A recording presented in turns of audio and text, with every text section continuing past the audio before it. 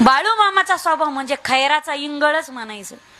माणसाने कोणाच्या नादी लागावं पण इस्तू हातात घेऊ नये. इस्तू हातात घ्यावा पण बाळू मामाच्या नादी लागू नये. बाळू मामा फक्त तापटच होते असंही नाही. तापट जर असले तर त्याच ठिकाणी मायेचा ओलावा सुद्धा असतो. वाघाच्या पिल्लाला हात लावलं कोणी तर वाघीण अंगावर धावून येते, हे दुसऱ्यावर धावून येते.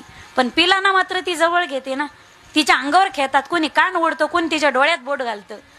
हे वाघिणीचं लेकरावर प्रेम असतं. टिट फॉर टॅट ये यथामम प्रपद्यन्ते तांस्तथैव भजाम्यहम. तुम्ही माझ्यासाठी जसे, मी तुमच्यासाठी तसा. सरळ आलात तर हा बाळू धनगर तुम्हाला सरळच आहे, पण तुम्ही वाकड्यात शिरत असाल तर बाळू धनगर तुम्हाला वाकडाच. हे मामाचे शब्द आहेत, आपली वापरायची दानत नाही ती.